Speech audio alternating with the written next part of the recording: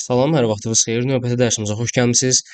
Biz bu dərsdə inşallah firewall-dur, IDS-dir, IPS-dir və bulut tipində istifadə olunan buna oxşar digər texnologiyaları inşallah detallı şəkildə əhatə eləyəcəyik.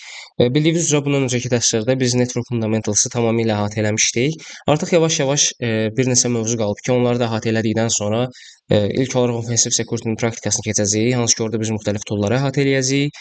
Əlavə olaraq da artıq praktiki olaraq yenə eyni şəkildə CTF-lər və sair işləməyə başlayacağıq. Sadəcə qeyd etdiyim kimi artıq biz müəyyən qədər bu anlayışlarla da tanış olsaq, istər gələcəkdə intervyular əsasında, istərsə də gündəlik kiber təhlükəsizlik öyrənən zaman bizə çox böyük dəstək olmuş olacaq. Bugünkü dərsliyimizdə qeyd etdiyim kimi firewall, IDS və IPS-dən danışacağıq. Ola bilsin mən bu dərsliyi bir neçə hissəyə böldüm, çünki bu mövzu da artıq müəyyən qədər uzun bir mövzudur. Mən sadəcə firewall-un, IDS-in, IPS-in nə olduğunu deyib keçməyəcəm. Çalışacağam bacardığım qədər dərinə gedim və tamamilə sizdə bir fikir formalaşdırım ki, əsasən harda və necə istifadə olunur. Eyni şəkildə Access Control listdən də danışacağıq və buna oxşar qeyd etdiyim kimi digər mövzulara da birlikdə nəzər yetirəcəyik. İlk olaraq burada keçiriləcək ümumi mövzuların silabusunu görə bilərsiniz. Biz bu dərslikdə firewall əsaslarını, Access Control listlər, IDS, IPS və infrastrukturda yerləşmələrinə baxacağıq. Hansı ki, siz firewall, IDS, IPS-i necə, nə cür, harda istifadə edə bilərsiniz. Bu kimi sualları inşallah detallı şəkildə əhatə eləyəcəyik. Qeyd etdiyim kimi, ola bilsin mən bu dərsliyi bir neçə hissəyə bölüm. Yəni ya tam bütöv dərslik şəklində yayımlayacağam, ya da çox uzun bir video halına gəlsə çalışacağam yenə hissələrə bölüm. Daha çox uzatmadan istəyirsiniz yavaş-yavaş başlayaq. İlk olaraq biz firewall-dan başlayırıq. Firewall nədir? Firewall ümumiyyətlə trafikdə gələn və gedən paketləri filtrləmək məqsədilə istifadə olunan bir təhlükəsizlik sistemidir. Söhbət burada nədən gedir? Bildiyiniz üzrə biz internetə fasiləsiz şəkildə sorğular yollayırıq. Eyni şəkildə çöldən bizim şəbəkəyə də istər korporativ şəbəkə olsun, istər ev şəbəkəsi olsun, eyni şəkildə məlumatlar daxil olmuş olur, paketlər daxil olmuş olur. Ümumiyyətlə bildiyiniz üzrə məlumatlar paketlər şəklində ötürülür network hissəsində. Burada firewall bizim nə işimizə yarayır? Firewall istənməyən paketləri, bədniyyətli paketləri filtrasiya eləyərək, bloklayaraq istənilən və məqsədə uyğun paketləri şəbəkəyə buraxan və yaxud şəbəkədən çölə çıxara bilən bir texnologiyadır. Burada söhbət istər daxili şəbəkədən, istərsə də xarici şəbəkədən gedir. Firewallların da bu belə deyim istiqamətdə növləri mövcuddur. İnşallah bunlara da detallı şəkildə növbəti slaytlarda toxunacağıq. Firewall-un ümumi funksiyaları nədir? Packet filtering var. IP, port və protokol əsasında paketləri yoxlayır. Bu firewall-un ən sadə növüdür. Yəni firewall biz dedik ki, filtrasiya icra eləyir, paketləri bloklayır və yaxud içəri buraxır. Bunu necə eləyir? Bu IP-nin destination və source ünvanlarına əsasən və əlavə olaraq porta əsasən müəyyən olunur. Məsələn, deyə bilərik ki, filan IP-nin biz şəbəkəyə məlumat göndərməsini bloklaya bilərik və yaxud filan portlara ümumiyyətlə məlumat göndərilməsini bloklaya bilərik. Birazdan siz bunu vizual olaraq da inşallah detallı şəkildə görəcəksiniz. Sadəcə mövzuları hələ ki yadınızda saxlasanız növbəti slaytlarda dəstək olacaq. Daha sonra stateful inspection xüsusiyyəti mövcuddur. Aktiv bağlantıların vəziyyətini izləyir, yalnız icazəli sessiyaları buraxır və ümumi olaraq biz OS modellərindən danışmışdıq bildiyiniz üzrə. Application layer-də, yəni OS modelinin 7-ci qatında işləyir və trafiki analiz eləyir. HTTP, DNS, FTP, HTTPS kimi protokolları dərindən yoxlayır. Burada gələn bütün paketlərin gedişatını izləyir. Daha sonra artıq müasir dövrdə ortaya çıxan Next Generation Firewall-lar mövcuddur. DPI, Application Awareness, User Identity kimi belə deyim mövzularla artıq müasir təhdidlərə qarşı daha yaxşı bir qoruma təklif eləyir. Burada biz qeyd elədik firewall növləri var. İki əsas növü mövcuddur. Host-based firewall və network-based firewall. Adından da məlum olduğu üzrə firewall, yəni host-based firewall əsasən hostun üzərində qurulur. Məsələn, biz demişdik endpointlər bizim son cihazlarımıza verilən ad idi. Hansı ki, burada mobil avadanlıqlar ola bilərdi və yaxud kompüterlər, notebooklar, buna oxşar digər cihazlar, endpoint və yaxud hostlar adlandırılırlar.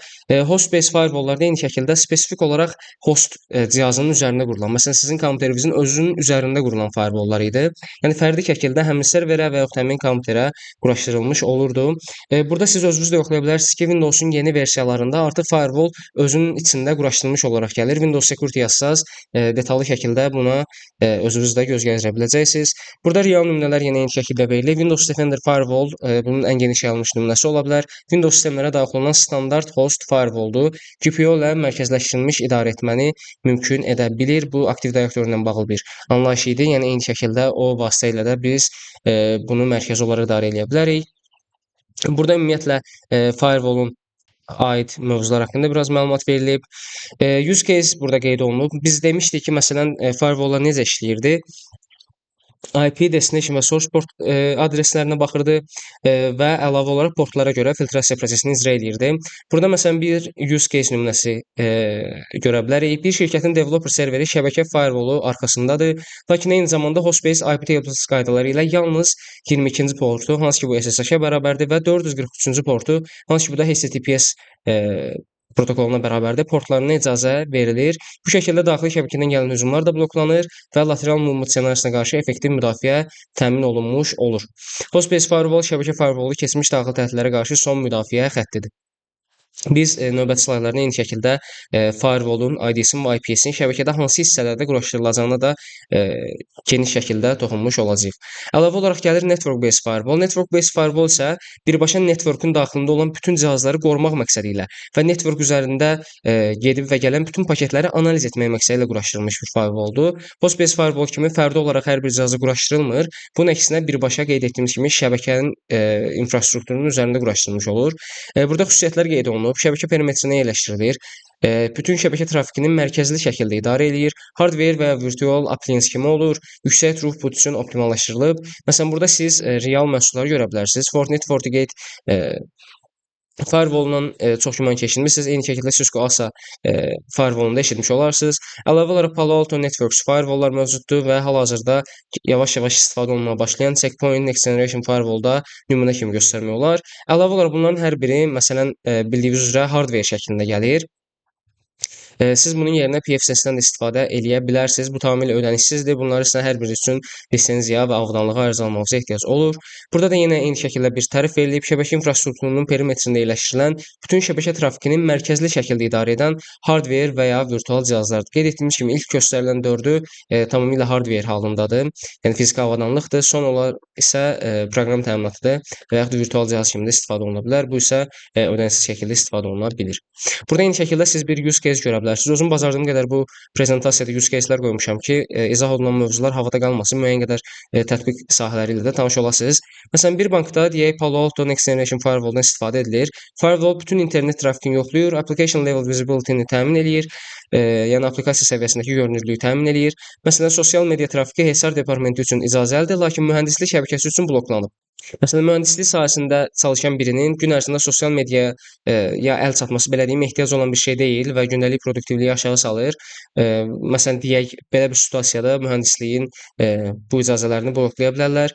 Bu User Identity Based Policy-nin real nümunəsidir. Next Generation Firewall-larda Deep Packet Inspection sahəsində şifrəli trafiki belə analiz edə bilər. Trafiklər biz bundan öncəki dərslərdə danışmışdıq. Məlumatlar göndərilərkən şifrəli halda göndərilə bilər.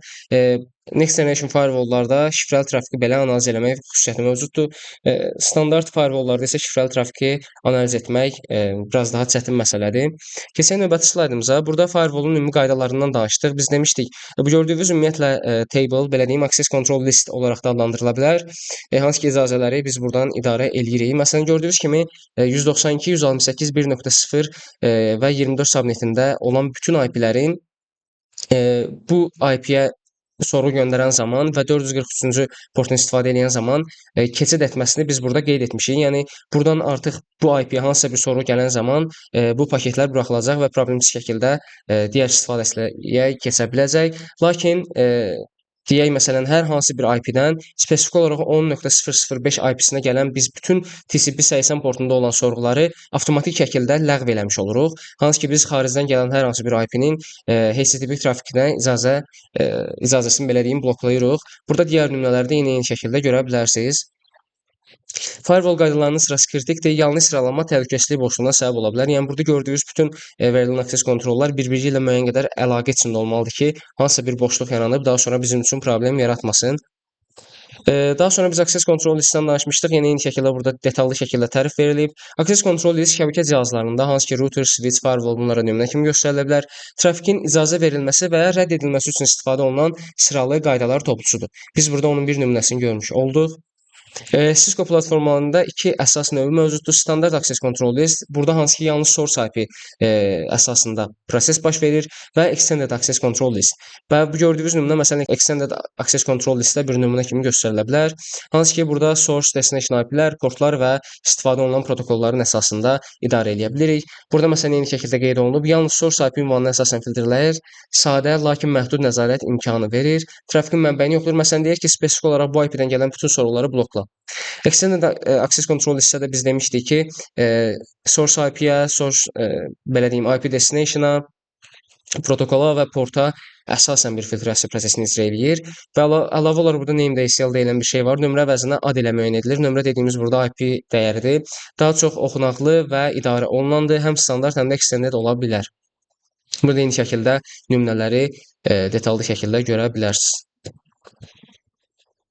Access control listləri firewall-da necə işlədiyindən də detallı şəkildə danışaq. Access control listləri firewall-larda inbound və outbound, hansı ki bu gələn və gedən trafiki izah etmək üçün istifadə olunur. İstiqamətlərdə tətbiq oluna bilər. Hər paket access control list qaydaları ilə top-down ardıcıllığı ilə müqayisə eləyir. Burada siz ümumi prosesi görə bilərsiniz. Deyək paket çatır, access control check olunur. Onun sil icazə verilmədiyinə baxılır və yaxud deny edilir. Bu proses yenə eyni şəkildə bir loop halında davam edir. Əgər heç bir qayda uyğun gəlməzsə, implicit deny any qaydası ilə işə düşür və paket tamamilə silinir. Bu səbəbdən access control siyahısının sonuna mütləq açıq şəkildə permit qaydaları əlavə edilməlidir. Əks halda bütün trafik bloklanır. Yəni söhbət burada nədən gedir? Əgər icazə verilməyən IP-lərdən sorğular gəlib deyə biz bunları tamamilə blokladığımızı qeyd etmişdik. Lakin əgər hər hansı bir permit əmri yoxdursa, burada olan bütün trafik artıq bloklanmış olacaq. Burada da qeyd olunduğu kimi biz yenə access control listinin sonuna bir permit qaydası əlavə etməliyik ki, bütün trafik bloklanmasın, müəyyən qədər bir trafik axışı da olduğu kimi davam etsin. Əks təqdirdə bütün resurslar əlçatan olmayacaq, belə deyim. Burada məsələn bir nümunə görə bilərsiniz. Access control list trafik paylanması. Burada məsələn belə deyim, buraxılmış HTTPS protokolları sorğuları, buraxılmış DNS sorğuları və yaxud ləğv edilmiş HTTP sorğuları və yaxud ümumiyyətlə hansı protokol olduğunu bilmədiyimiz, ümumiyyətlə ləğv edilmiş yenə burada sorğuları görə bilərik. Burada eyni şəkildə nümunəni detallı şəkildə oxuya bilərsiniz. Bundan sonra biz keçirik IDS-ə. Qeyd etdiyim kimi mən IDS-i fərqli bir mövzu halında hazırlayacağam. Bu dərslik bu qədər. Növbəti videoda görüşənədək.